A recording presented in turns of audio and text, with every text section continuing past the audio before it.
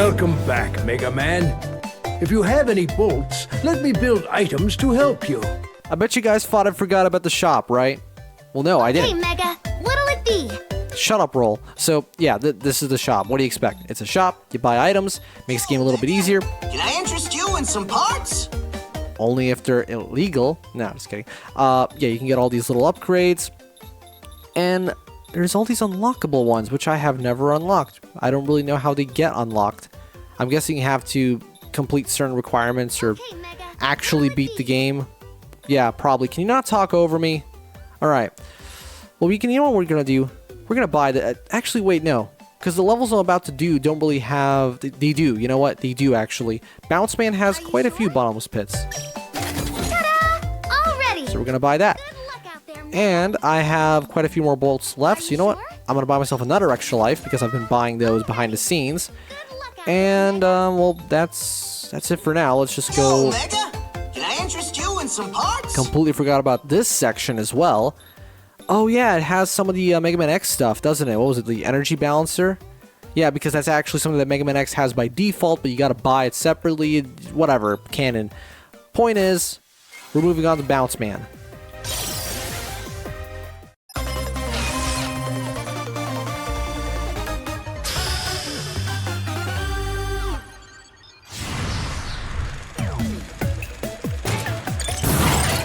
So I think it only makes sense with this character to address the voice acting that I mentioned in the previous part.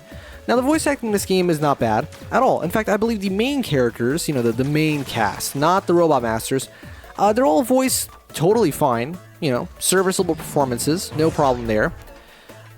It's just that with the voice acting for the Robot Masters, it's not that it's bad voice acting in of itself. It's decently expressive. My problem is that it kind of defeats any sense of fret you could possibly feel from them.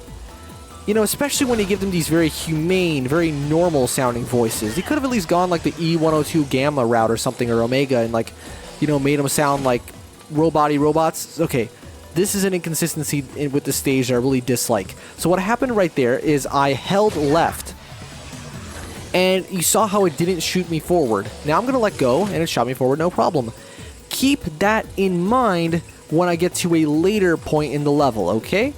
Just, you know, make that a timestamp or something. Save it somewhere and go back to that when I get to that point in the level. Because trust me. So anyway, the voice acting is fine. It's just, man, hearing words, hearing sounds come out of Robot Masters like that. Because the thing is, I actually have quite a bit of fondness for the voice acting in Mega Man, just in general, the presentation of Mega Man Powered Up. And not just because nostalgia, because I had a PSP as a kid. That was like the only thing I didn't have that wasn't a computer. And I also had a 3DS. I never had any consoles, though, you know, just handhelds. But with that game, the characters had a very Mega Man-esque look. Like, the thing about Mega Man 1 in general, because that game was based on Mega Man 1, of course, just take the fucking hit. I don't care. Nope, oh, I took the hit anyway. You're gonna see that a lot when I cover Mario Sunshine. God, that game is fucking, like, invincibility frames. Ever heard of them? Anyway, yeah. So, because the characters in Mega Man 1 have a much closer design philosophy to Mega Man himself, and I imagine that was just because they were testing the waters, right? Because that was the first Mega Man game. So they were trying to see, like, what they could do, and then with the future games, they got a lot more experimental with the designs. It makes perfect sense to me that they would kind of sound like normal sounding people, you know, with no crazy effects on their voices and stuff. But at the same time, see here, the characters have these very exaggerated designs. Like, yeah, okay, we have Robot Masters, because they're not people. Like, fucking, what was his name? Fuse Man? AKA the main theme of the game, obviously. That's the main theme. Remember when everyone thought that would be the main theme, honestly? Or some people thought it'd be Blockman's theme or something like that. No. I think there was a time when we all thought that, because people were making remixes and stuff based on incomplete information, and we thought that, like, maybe Blockman's theme would... No, the main theme would be Blockman's theme, because we saw it in, like, a trailer. I don't remember, but there was some good times. I fucking love it when, like, a game is right before it's released and it's got a bunch of, like, pre-release information like that, like music, but we don't know exactly where that music goes, so people are just making their own remixes and stuff, interpreting where that could possibly be used. That's a really exciting time for a game. Also, we have our first little mini-boss, and this guy, He's actually the reason why I don't 100% hate the bounce gimmick in this stage. I only 90% hate it because it's still bouncy and annoying.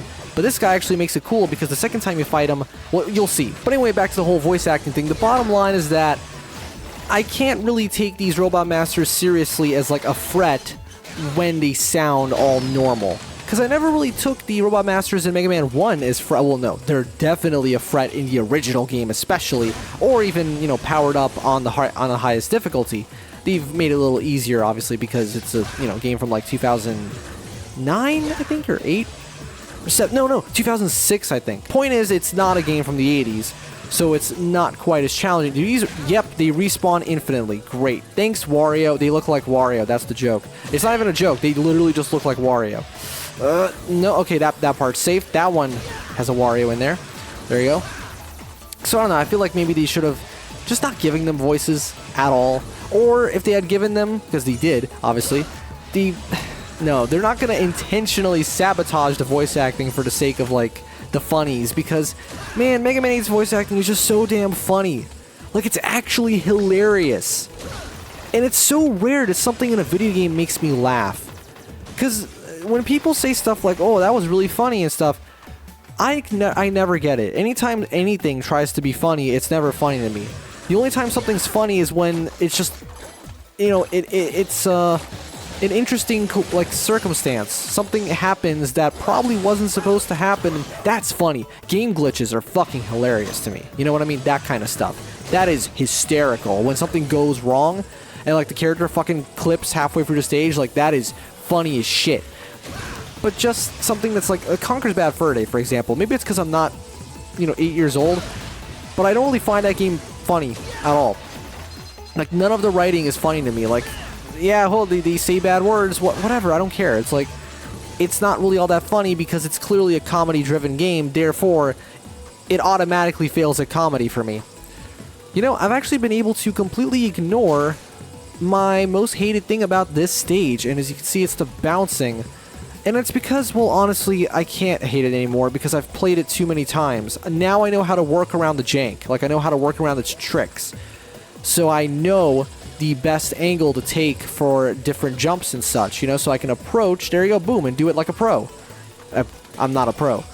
But yeah, now this boss, this version of the same boss, I actually don't mind the bounce because you can see, you can totally take advantage of it and find creative ways to dodge around his attacks. That's cool. Look at this. And boing, that's really, really fun. And the clown guy. God, he's adorable. Look at this dude. This is like my favorite freaking mini-boss in the game. Just because of how fucking cute this clown dude is. Even if it's not like the most fun boss, or most creative in terms of its design, I think the Rastafarian dude we're going to fight later is even funnier. But this whole bouncy thing, this is cool. This is how you utilize it. And you know what the best part is? Look, the walls. Look, I'm touching the walls. They're not bouncy. I hate it when the walls are bouncy. That's the main thing. When just the floor is bouncy, that's actually totally fine. Because I don't know, it's not overwhelming with the bounce. What was even the next section? I don't remember. Oh, this bit. So, did you guys remember when I showed you that one glove that when I held left, it actually misfired, like it didn't shoot me far enough? With this one, you know what? How many lives do I have?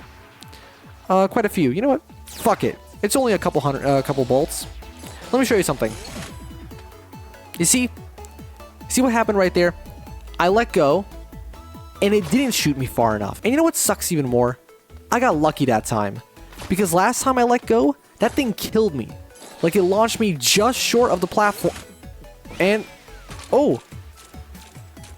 Beat to the rescue. Thank you so much. I completely forgot I bought you.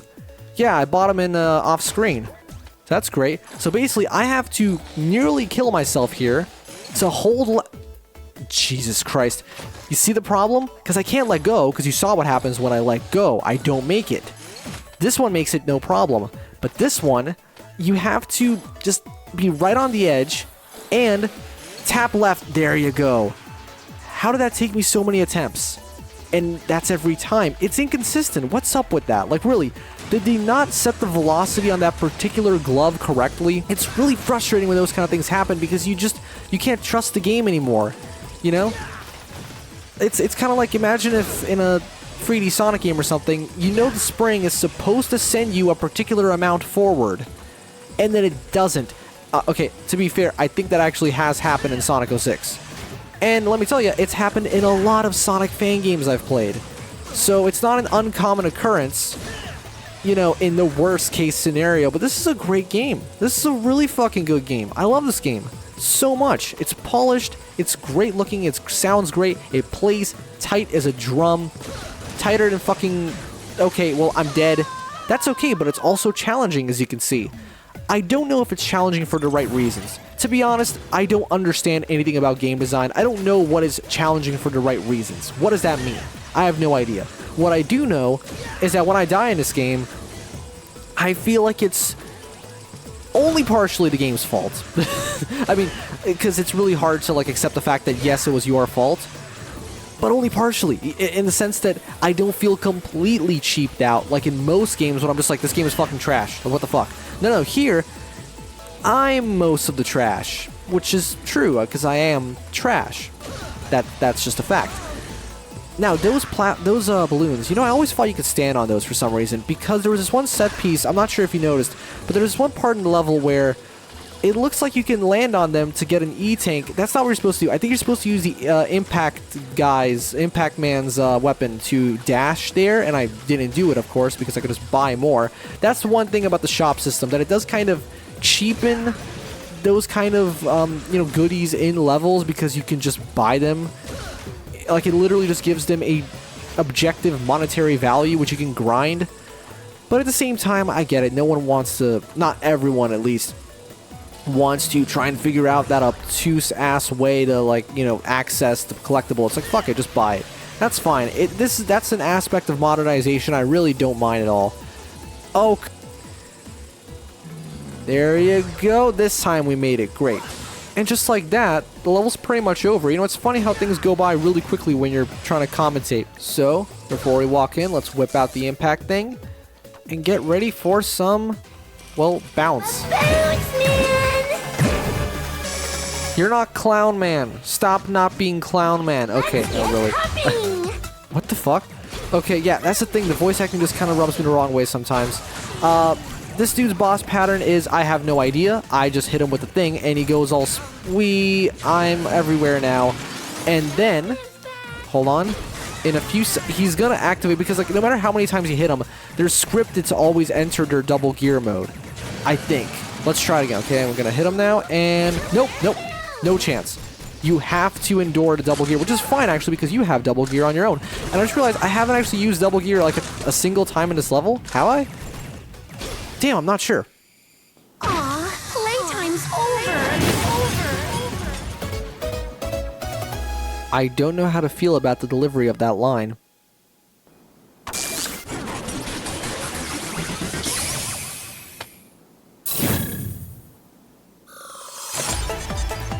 So what do we get from Bounce Man? Would it be the Bounce Bracelet from Sonic Adventure 2? Nope, it's Bounce Ball. Mega Ball from Mega Man. No, it's a spread shot basically. You know, Contra? Yeah. It's like a bouncy spread shot.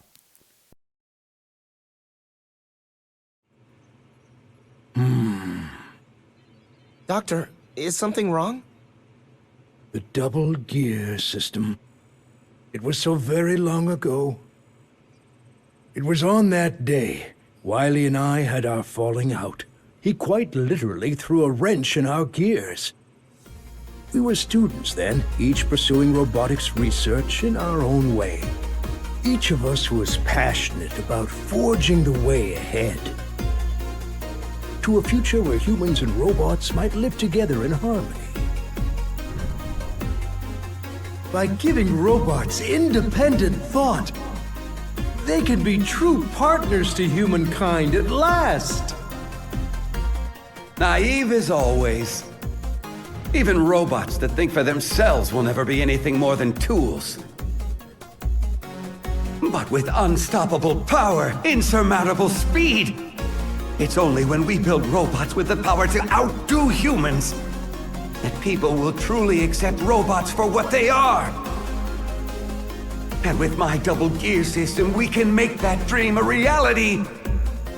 With this installed, any robot can instantly become a hero! However, I was strongly opposed to Wily's ideas and research. The double gear system, it puts an incredible strain on the robots that use it. And if it fell into the wrong hands, it could be used to cause terrible harm. At the time, a committee was convened, and Wily's research was cancelled in favor of my independent thought research. Wily never forgave me, and his views have grown ever more extreme since then. How ironic that my efforts to quench Wily's hot-headedness before it led him astray only ended up fueling the fire. Doctor, I never knew. If only I'd shown him there was a way to work together, instead of just telling him that he was wrong. Maybe we'd still be friends. A way to work together. Even the double gear system can be a tool for good, if used properly. But using it properly requires proper judgment. Wily's dream of developing technology to make any robot into a hero could become reality if used by you. I'm trusting you, Mega Man. Oh, I almost forgot something very important. I've just finished giving Rush a good tune-up. He's all ready to head out with you. Rush! Rush, help Mega Man and keep him safe. Be a good boy now. We've got this, Rush. Okay, let's go!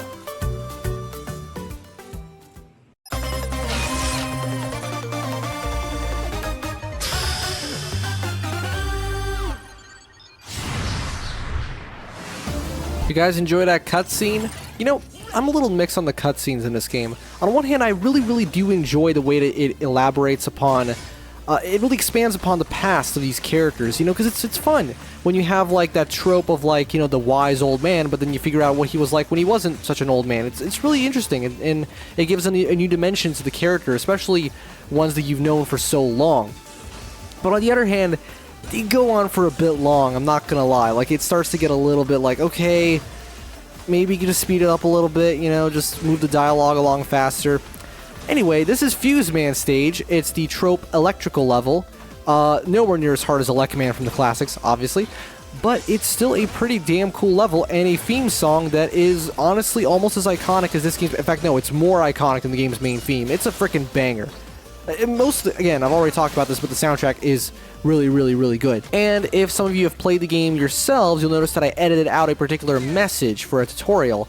And that tutorial was for our good pal, R-Jet. Oh, for fuck's sake, I keep hitting the wrong button there. Rush Jet.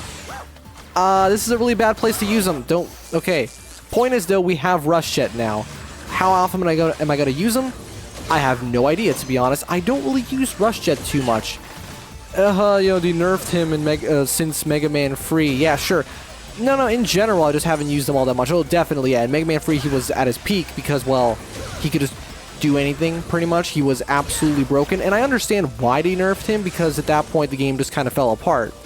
You know, as fun as quote-unquote breaking games is, you kind of want to show at least a tiny bit of respect for the design. Says the guy who used God mode throughout most of his playthrough of a first-person shooter. That's a good point. But no, I mean, with a platformer, you don't really have anything else to cling on to other than the platforming itself. This level mainly focuses on timing-based challenges. Well, I mean, what level in this game doesn't focus on timing? But these lasers, I like how they have this tiny little bit of Quickman DNA. Well, not quite, actually, because Quickman's lasers, they went from left to right. These ones are just kind of permanent, and you have to hide from them. The timing on them can be really freaking finicky, but I guess that's what makes it challenging, though. For example, this section, let's see if I can do it. Okay, there you go. See, I do like how you get these little safe spots. You know, it's forgiving enough.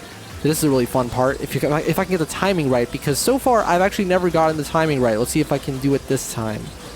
Now, hey, look at that. Recording curse be damned, I actually got it right while recording and commentating at the same time. Now that's cool. And remember when I mentioned the Rastafarian dude? Or was that a previous recording? I don't remember anymore. I do so many fucking takes of these Let's Plays at this point because I want them to be good that I lose track. But yeah, look at this dude. Look at his sunglasses. That's really fun. And you know what? He's not even that difficult. Again, typically the electricity stages are like the hardest. Oh no, the lava stage is like stereotypically the most difficult level in a platformer I find. But, and you know, it's interesting because Torchman's level, I'm not looking forward to fighting him. Oh no, I don't really necessarily have any problem with fighting him because I'm going to have his weakness by then. But the level itself, although I do believe that I will have Tundra Man's weapon at that point. Let me just use any tank, I don't even care. Which, well, I'm sure you already know this if you've played the game. You can use Tundra Man's weapon to slow the tornado down, which is pretty cool. Yeah, there's like this giant firestorm in the background. I said tornado because you use like this ice tornado to stop it. This bit right here, I always thought you could somehow slide underneath. No. It's 100% timing. Go. There. Simple as that. I thought you were supposed to use that block because that block is so deceptive. It makes you think you're supposed to use it for cover or something, but, well, Mega Man is 2 blocks tall, not 1, so how are you supposed to use that? Yeah, it's just a timing thing. Here, you have some health over here, but you don't really need it if you're at full health. More timing, it's just all wait, the right time, shoot the electricity dudes that infinitely respawn. I also have mixed feelings on infinitely respawning guys like that. Because yeah, it keeps the level exciting. It basically eliminates the possibility of the level running out of air per se, or I guess being too much empty air, because you've always got something to fill up the space. For some reason, this enemy reminds me of something. Oh, it's the spikes. It reminds me of something out of Mario. The spikes. It looks like a Bowser thing.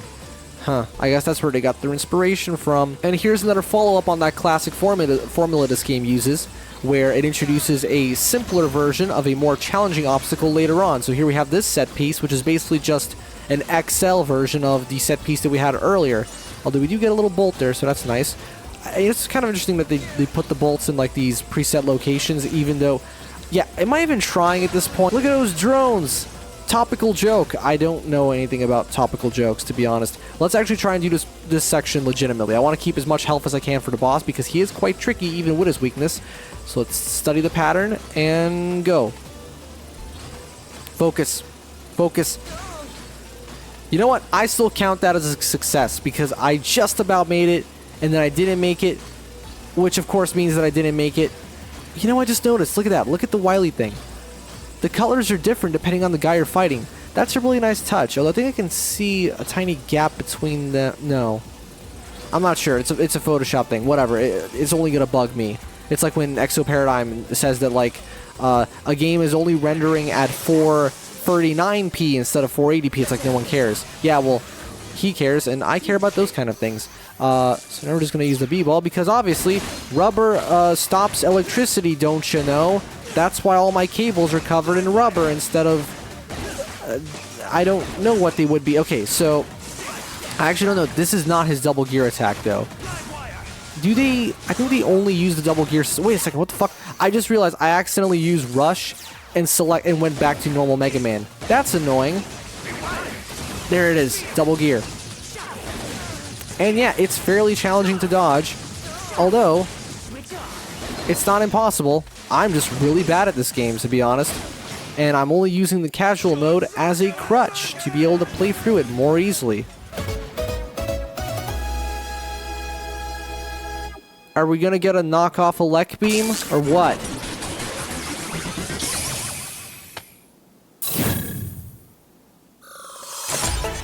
Let's find out. Let's find out. No, okay. Let's see what kind of weapon we get this time. You got a new weapon, Scramble Thunder, which is... Wow, it's actually not an Elect Beam ripoff. It's just kind of... You know, actually know what that is? That's like a double-sided version of Sparkman's weapon from Mega Man 3. That's what it is. That's pretty neat. So with Fuse Man defeated, next time I'm going to catch you guys in Part 4 of Mega Man 11 with Tundra Man. I'll see you guys then.